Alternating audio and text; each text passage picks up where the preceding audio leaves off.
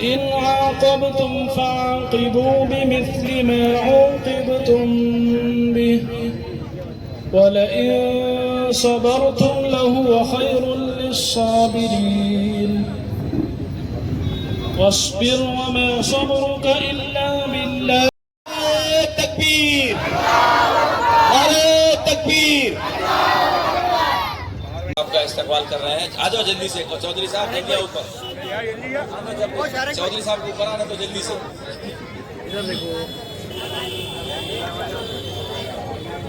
अफजल लाला जावेद पठान भी यहाँ पर इस्तकबाल के लिए आए हुए हैं। वो भी जल्दी से स्टेज पर आ जाए। जहाँ भी है जल्दी जल्दी आ जाओ।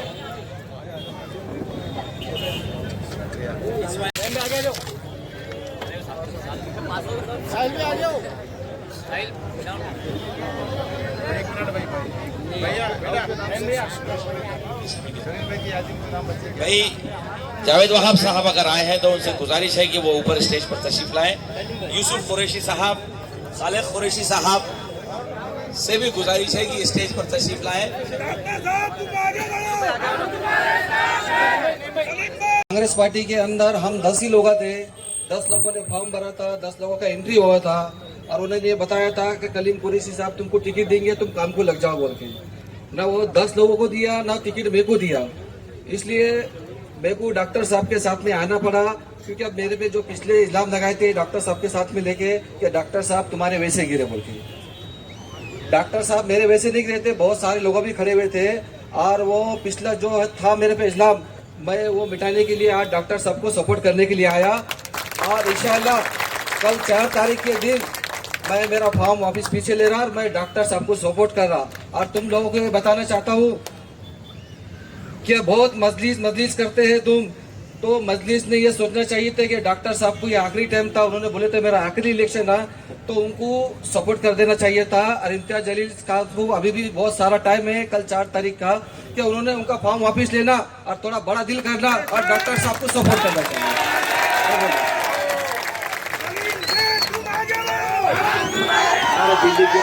गिराने के लिए तो अरे बाबा, जब कोयले की जो खदान रहती है, पता है आपको, कोयले की खदान के अंदर हीरा पड़े पड़े वैसे ही पड़े रह जाता, मगर उसको तराशने का काम समाजवादी पार्टी ने किया। डॉक्टर गफ्फार कादरी साहब, आप वो हीरा है जो असेंबली के अंदर जाके, जो सेशन के अंदर जाके मुसलमानों की सही आवाज उठाएंगे। नारे लगाते हैं ना, कौन आया कौन आया, शेर आया, शेर है, शेर तो जंगल में रहता ना, ये तो पिंजरे का शेर है। जो बीजेपी बोलेंगी वही सुनेगा, जो शिंदे सरकार बोलेंगी वही सुनने वाला शेर है ये। मगर हमारे पास अबू आसिम आजमी साहब जैसा एक जो है बब्बर शेर है, और जो बब्बर शेर है ना, वो असेंबली में दहाड़ता है। औरंगाबाद का जब नाम का मुद्दा आया तो सबसे पहले असेंबली में खड़े रह के बोलने वाली कोई शख्सियत है तो वो जनाब अबू आसिम आजमी साहब है। और औरंगाबाद शहर के लिए मैं कहूंगा, औरंगाबाद शहर के अंदर गफ्फार कादरी साहब जब असेंबली के अंदर जाएंगे तो हमारी ये डिमांड रहेगी कि औरंगाबाद शहर में 2 महानगर पालिका बसाइए। आपको शौक है ना अगर कि संभाजी नगर के नाम से कोई नगर पालिका बसाए, उसको बाहर का एरिया दो, मगर जो हमारे औरंगजेब रहमतुल्लाह अलैह का 52 दरवाजों का जो शहर है उसको औरंगाबाद महानगर पालिका का नाम दे। ये हमारी डिमांड लेके गफ्फार कादरी साहब जा रहे हैं असेंबली में। और आप लोगों का जज्बा देख के मुझे ये लग रहा है कि गफ्फार कादरी साहब इंशाअल्लाह ताला 20 तारीख को वोटिंग होगी और 23 तारीख के दिन यहाँ क्या होने वाला है आपको पता है? पतंग को तो अपने हाथों से फाड़ने वाले इंशाअल्लाह बोलिए जोर से। और साइकिल चलने वाली है। 20 तारीख के दिन बटन कौन सा दबने वाला है? सिर्फ साइकिल का बटन दबेगा इंशाअल्लाह ताला। मैं अल्लाह की जात से उम्मीद रखता हूं कि 23 तारीख के दिन हमारे आमदार बन के जाने वाले डॉक्टर गफ्फार कादरी होंगे। कि जिस पार्टी में मैंने 10 साल काम किया, अल्लाह बेहतर जानता है, मैं अल्लाह को गवाह बनाकर कहता हूं, मैंने सियासत पैसा कमाने के लिए हरगिज नहीं की।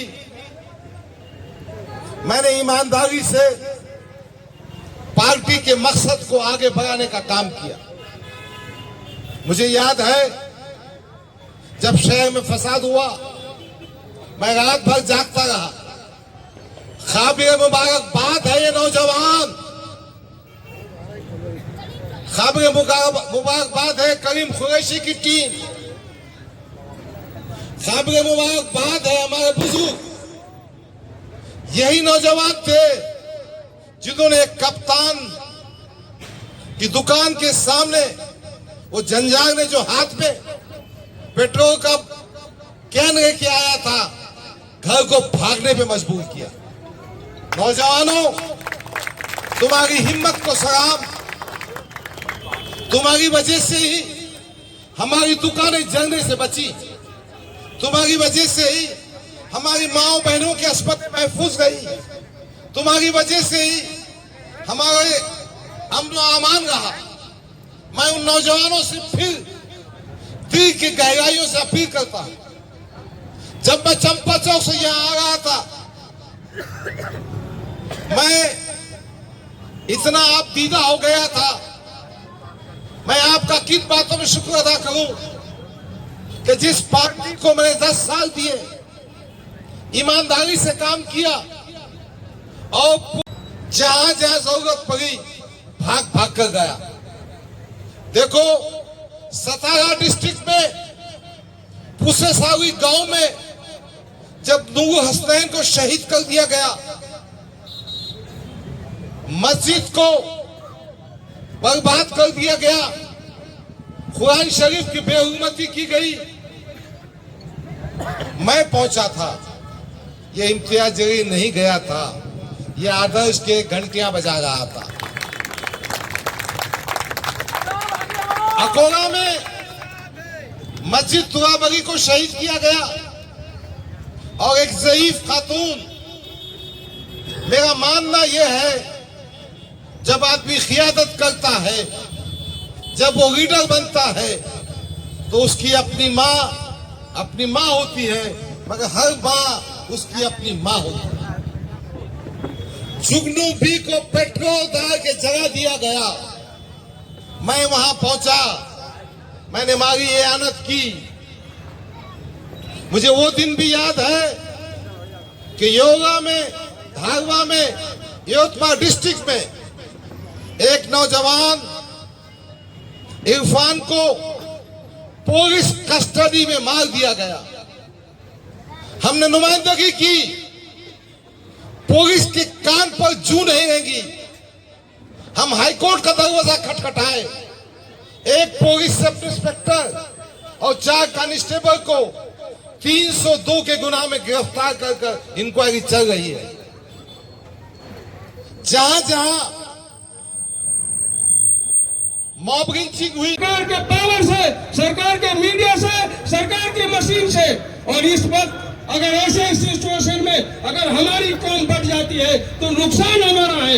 इसलिए आप इन नुकसान को रोकें और किसी भी तरह पूरी ताकत के साथ 30 तारीख को जो हमारे डॉक्टर कादरी साहब है उनको जिताने की कोशिश करें। इंशाअल्लाह जीत के बाद दोबारा दिल्ली से हम जरूर आएंगे, क्योंकि आप लोगों ने जो देखा है 2014 और 2019 उसे दोबारा आप रिपीट करें। थोड़ी सी चूक रह गई, लेकिन अकबर वैसी साहब की क़यादत को मानता हूं, लेकिन एक शख्स जो जमात में आके जिसने अपने सियासी वजूद के लिए, अपने सियासी मफाद के लिए पूरे जमात को कमजोर कर दिया।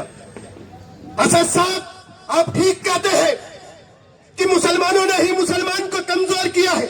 अरे आप ठीक कहते हैं कि टीपू सुल्तान को शहीद करवाने वाले मुसलमान थे। अरे आप ठीक कहते हैं कि सिराजुद्दौला को धोखा देने वाले मुसलमान थे। अरे आप ठीक कहते हैं कि इमाम हुसैन को शहीद करने वाले करबला में मुसलमान थे। अरे आप ठीक कहते हैं कि इमाम हुसैन का पानी रोकने वाले मुसलमान थे। लेकिन सदर साहब, आपने जमात के अंदर ऐसा मुनाफिकीन कैसे नहीं देखा जिसने महाराष्ट्र में, पूरे हिंदुस्तान में, दिल्ली में मजलिस को कमजोर कर दिया, और उस मुनाफिकीन का नाम इम्तियाज जलील है। मेरे भाई, डॉक्टर साहब चुनकर आते, उनको मालूम था मेरे भाई, ये कहते कि 10 साल हमने डॉक्टर साहब को मौका दिया, 2014 में मौका दिया, 2019 में मौका दिया, और मुझे नहीं लगता कि डॉक्टर साहब की मेहनत में कोई कमी थी। 2014 के अंदर भी अल्हम्दुलिल्लाह आप लोगों ने पूरे इत्तेहाद के साथ वोट किया था। चंद वोटों का फासला रह गया, शायद कुछ कमियां रह गई, लेकिन 2019 का चुनाव मेरे भाई, मैं यकीनन कह सकता हूं कि 2019 का चुनाव डॉक्टर साहब को साजिश के तहत हराया गया है, क्योंकि इम्तियाज जलील साहब नहीं चाहते थे कि डॉक्टर की सच्चाई जो इनके जुबा पर रहती है, अगर ये चुनकर आ जाएंगे तो इम्तियाज जलील के तमाम कारनामों को रोडों पर लाकर रख देंगे। तो इम्तियाज जलील नहीं चाहते थे कि 2019 में ये चुनाव जीत कर आए, क्योंकि मेरे भाई मैं भी जमात में हूं, मैं जमात के पूरे हिंदुस्तान में एक एक शख्स को जानता हूं, एक एक कारपोरेटर को जानता हूं। मुझे मालूम था, मैंने डॉक्टर साहब से कहा, साहब आपके इलेक्शन में कोई जमात का मजबूत कार्यकर्ता क्यों नहीं दिख रहा? तो डॉक्टर साहब ने मुझे बताया कि इम्तियाज जलील नहीं चाहता कि मैं चुनकर आऊं, लेकिन मुझे यकीन था जब मैं यहां पर आया